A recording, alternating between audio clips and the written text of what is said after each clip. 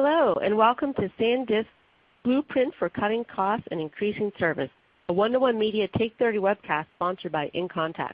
I'm Mila D'Antonio, Editor-in-Chief of One-to-One Media, and your moderator for today's event.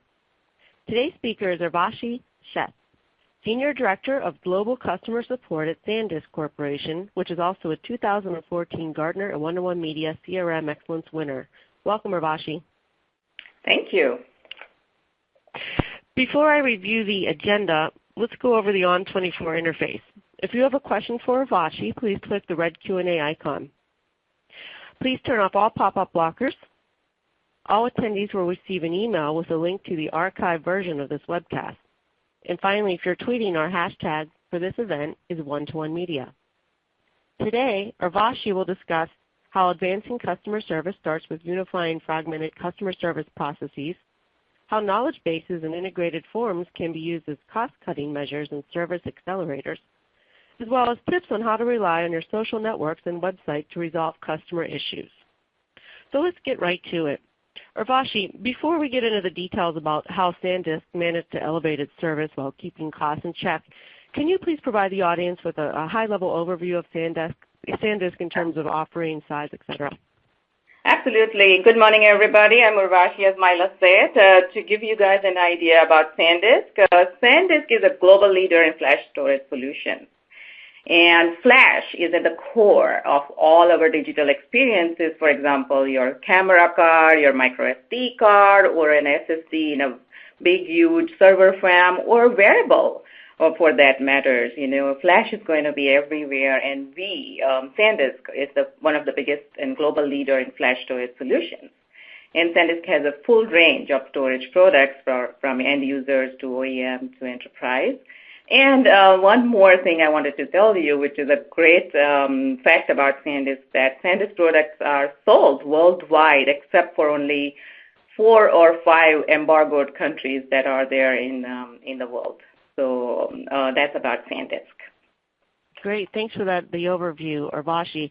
So can you now take us back to the years between 2011 and 2013 when you were asked to adapt to certain market changes? What were those changes, and what were you asked to do? Gladly. So you know that all of us know that social media and mobile devices exploded during that time. And with that kind of difference in the market with social media and mobile devices, SanDisk's removable products like micro SD and camera cards, etc., the demand for that went through the roof. I mean, we are very happy, obviously, about that. But what that did was the support model changed. Why? Because the demand was not only limited to Western countries, the emerging market growth was just exponential. To give you an example, in China and in India, SanDisk is the top brand now in terms of all the removable products, and in China we are almost the top for removable products too. So you get an idea that the install base becomes so big, and then the difference in how to serve those countries is very different from Western or U.S. or Europe to China or India or to Brazil. So that changed. Our whole makeup of our support department changed. I see. And, it also sounds like you were using a one-size-fits-all customer service approach at the time. What does that mean, and why did it no longer work for SanDisk? That's correct. So, one size fits all was for, as I said, that SanDisk is I don't know, I mentioned this or not, obviously multinational company by now, and the exponential growth in emerging market just took our support from only 1 or 2 major country-centric process to a very different processes. So what that means is working with different culture. Now, when it comes to support, even though the usage and the product remains the same, 2 different customers from 2 different countries will always ask for services differently. So let me give you a very quick example. A SanDisk customer from San Francisco, like where I am, would generally want to send an email to get her question answered. But if you go with the same product what that person is using, like a USB drive, and take the same product and go in China or go in Shanghai for that matter, that person's support needs will be very different. That person will either want to text us or SMS us, or either want to use their mobile phone and look up the answer on the knowledge base. So we had to figure out what a country, what a different culture wants in terms of support, and make that channel available for our customer. So no longer like a one-size-fits-all, we have to actually tailor-make, and we are still tailor-making for every country or every region for that matter, how we provide services. I see. So, I also imagine as a major multinational global company that SanDisk is, that unifying these processes wasn't an easy task. So can you take the audience through how you started on that journey to unify the fragmented channels and reduce service costs in the process? Very good question, Myla. As I said, that our whole makeup of our, we needed to change that for our support department. So we went to the basics first. We actually discussed our overall vision first. And we wanted to keep it very simple, that, we can go back and think about it, that what we are doing is we are sticking to our vision or not. And our vision was to provide world-class services worldwide on our customers' preferred channels. That was the vision. That was as simple as that. Now, to unify those channels and keep it tailor-made was a challenge. So we took a step-by-step approach.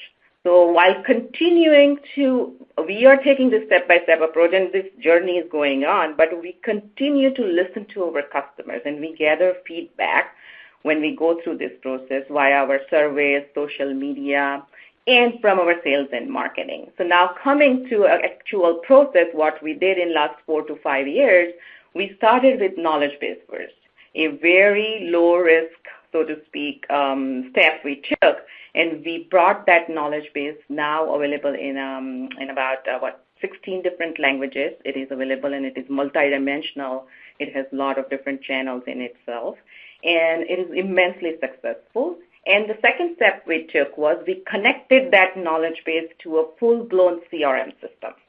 So it was a very step-by-step approach in order to unify the channels. Within that CRM system, we added, emails and chat and phone and SMS, and we actually integrated our forums in our knowledge base. So essentially, our processes are designed to support our customers on their preferred channels. And to add to that, actually, cost savings came as a great benefit from it.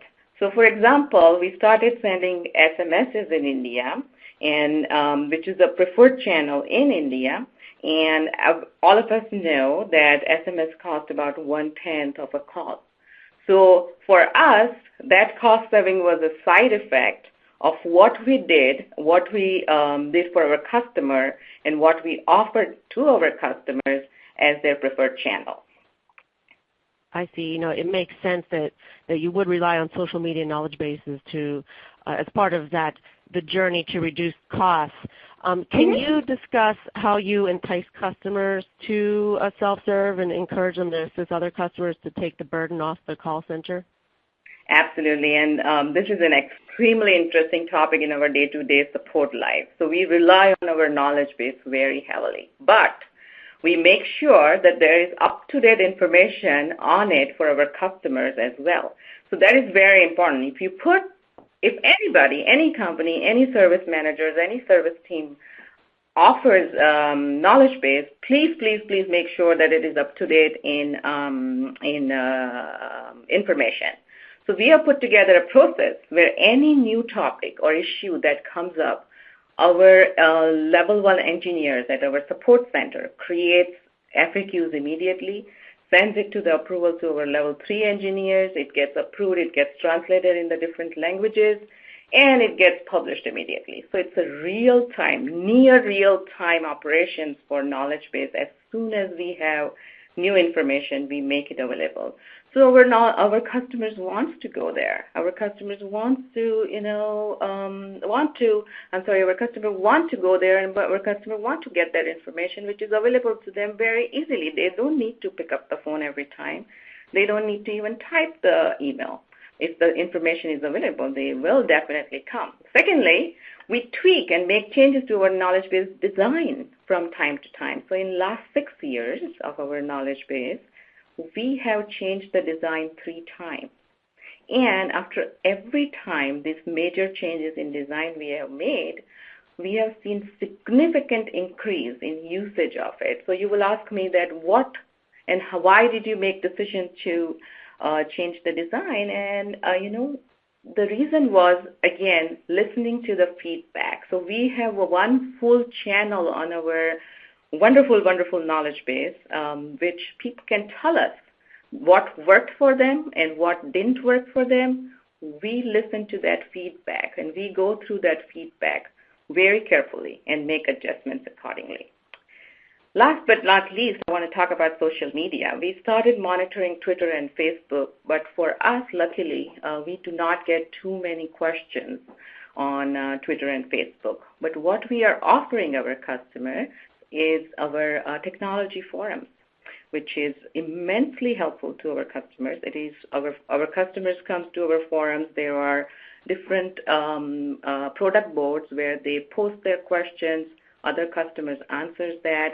If there is no answer from any customers, we try and chime in and help our customers out, but that happens very rarely. We get millions and millions of post views every single month. But to answer your question that how do we encourage our customers to use knowledge base and social media channels, is keeping the information up to date, as up to date as possible, as timely as possible. That's the key to it, essentially. That makes sense. Now, I'm curious also, Urvashi, when you were seeking budgets and resources to adopt these platforms, did your organization at the time understand the value in leveraging social channels and knowledge bases for this purpose? Myla, this is the easiest question for me to answer, and the answer is absolutely yes. SanDisk is a technology company, and we really, as a team, as a group, and as a company, we really value our vision of providing our customers with different channels, and social media obviously is one of the biggest channels. In fact, I was encouraged by our management to look into it and find different ways. So yes, it was. I did not have any problems. This is a very easy question for me. Great, that's refreshing to hear. Yeah. No, you spoke a little bit about how the social channels work. Can you go into some more details, or are they intended as marketing vehicles, customer service channels, or both? And how many social sites do the SanDisk run? It's a good question, but I will take a little bit of a different spin on this. Marketing is obviously there, but they're intended for both purposes, and our major goal is to communicate, actually educate, and engage our customers on these channels. As I mentioned, we were wanting to provide different channels to our customers and their selection of the engagement. SanDisk has presence on all major social media sites like Twitter, Facebook, etc. However, I would like to mention in very new and very different channels, and I hope that this is helpful to our listeners, is which can be considered as a social media, is reviews and ratings. So we are a manufacturing company, and we are very much interested in what our customers say about our different products.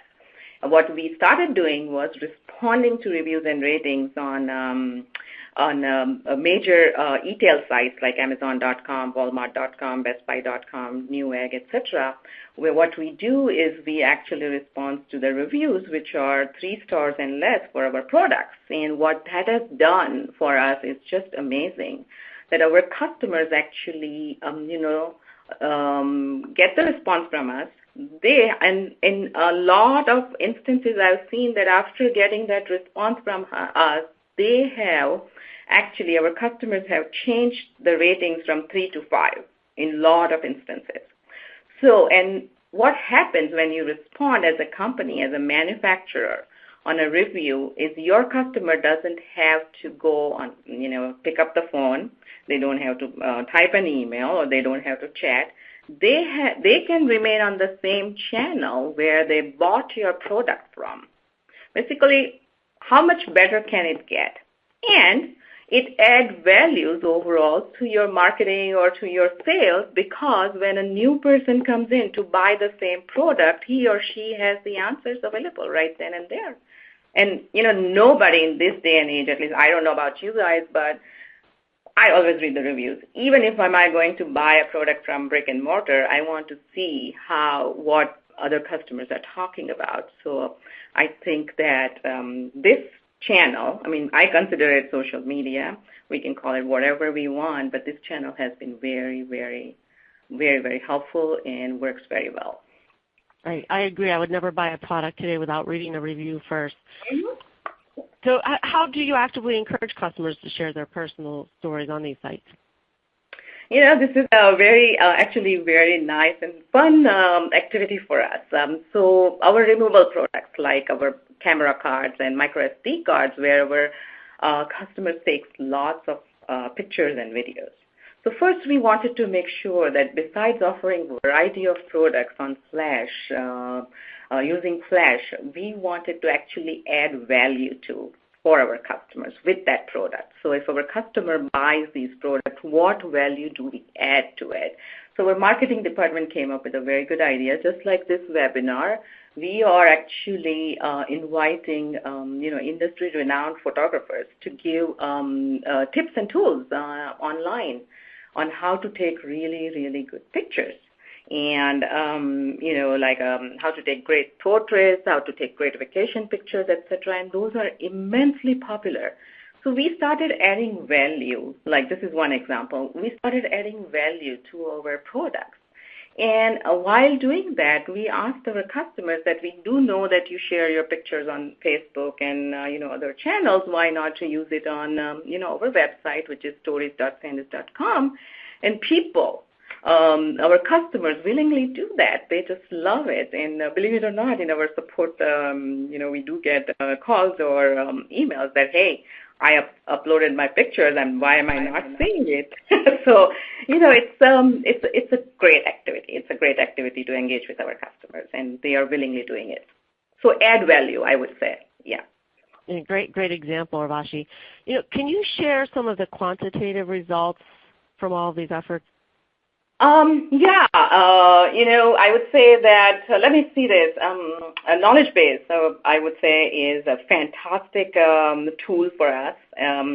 We have it in 16 different languages, I think, and we get about 50,000 answer views every single day. It is fully mobile enabled, 10 to 12% of that 50,000 comes from from the mobile user, which is a great thing, I think, and the mobile has different channels too.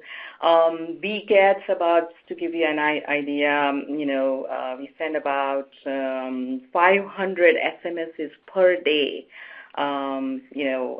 which has cut, you can think about the cost. As I said, that SMS actually cost about 1/10 of a call. So we send about 500 SMS per day in India.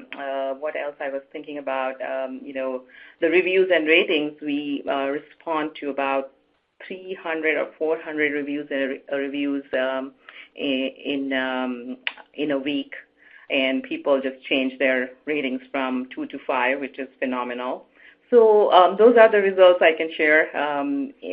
Specifically, our CRM has helped us hugely in reducing the budget in a double-digit percentages, which is great.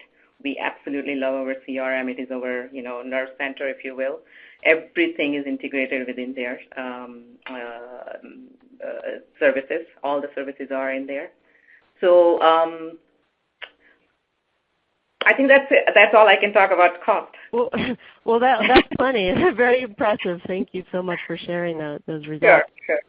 I'd like to wrap up the Q&A here with you maybe offering our audience one piece of advice on how to get over the struggle for balancing mandates to lower costs with elevating service delivery.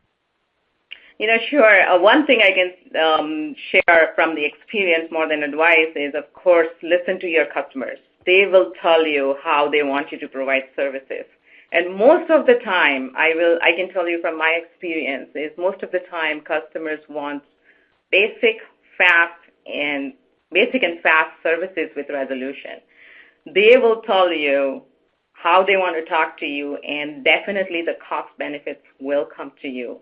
Use social media where it is popular, and very, very important thing which I have learned, and this is not an advice, this is the sharing of experience, be culturally very sensitive.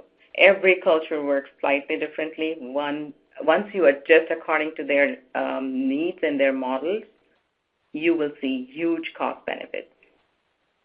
Great advice. Thank you so much, Urvashi. Unfortunately, we're out of time, so any unanswered questions will be addressed via email. This concludes SanDisk Blueprint for Cutting Costs and Increasing Service, a one-to-one media Take 30 webcast sponsored by InContact. On behalf of the entire team, thanks for attending and have a great day. Thank you. Thanks.